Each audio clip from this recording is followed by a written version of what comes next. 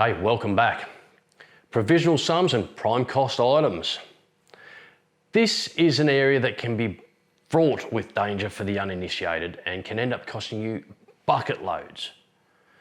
So what are PCs and PS items? Let's start with the provisional sums, or the PS. A provisional sum is essentially an allowance made for items that may be unquantifiable or difficult to estimate.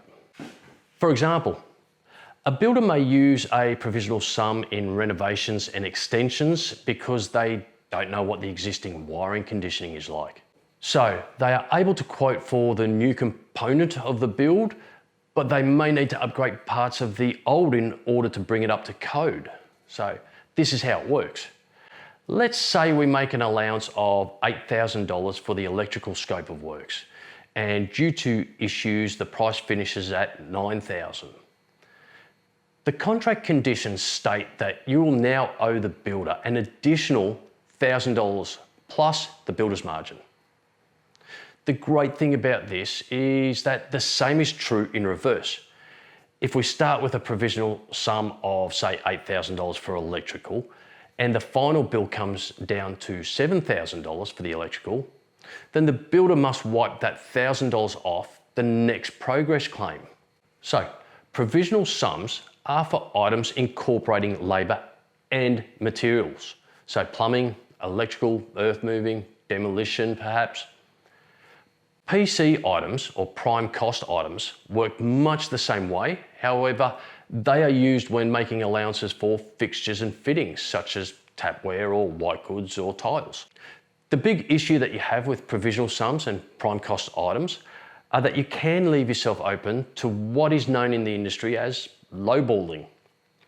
This is where a builder puts forward a very low estimate as their provisional sum or prime cost to make their quote look competitive, knowing that they can make up the difference when the true costs come into play. So let's say the builder has lowballed their estimate on plumbing and electrical. Let's say they allowed $8,000 for each component and the final bill comes in at $12,000 for each component.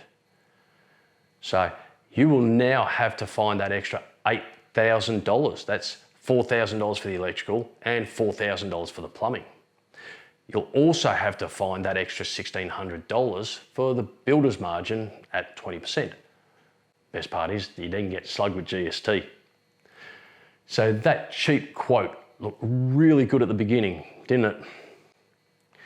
The reality is that you may not be able to avoid prime cost or provisional sums altogether.